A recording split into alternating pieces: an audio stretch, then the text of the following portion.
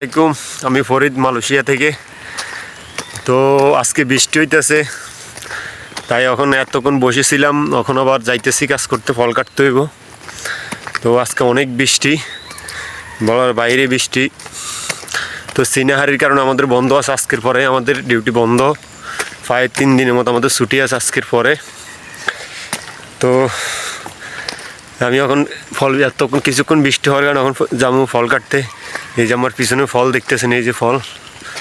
তো ভিডিওটা এই কারণে করা, একটা আজকে অনেক দিন পরে, মনে করেন 7-8 দিন ছোটো গাছের ফল কাটছি। তো আজকে একটু বড় গাছের ফল কাটতেছি, বড় গাছের ফলে বড় হয়।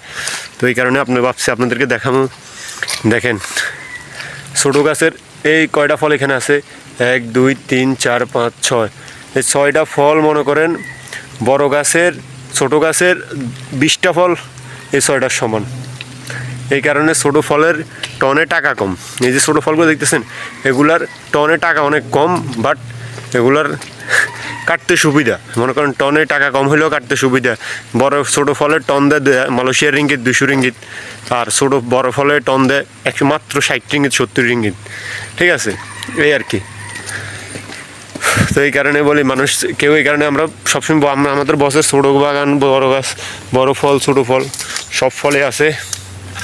এই যে এটা দিয়ে আমরা দাঁড়াই, এখন দাঁড়াই আবার ফল কাটমু। কারণ একটু দাঁড়াই কিছুক্ষণ পর দাঁড়ার লাগে, পিছাও না দাঁড়ালে এটা কাটতে চায় না, এই আর কি। তো আজকে বৃষ্টির দিনে আসলে কাজ করতে ভালো লাগে না, তারপরে করতে হইব, কী করবো, কাজ তো টন মিলাইতে হইব, 4 টন মিলাইতে হইব আজকে। তো যাই হোক, ভিডিও পর্যন্ত যদি ভালো লাগে সবাই সাবস্ক্রাইব করবেন, পাশে থাকবেন। আর আপনার মূল্যবান মতামত পাম বাগান সম্পর্কে মূল্যবান মতামত কমেন্টে জানাবেন। ওকে, আল্লাহ হাফেজ, সবাই ভালো থাকবেন।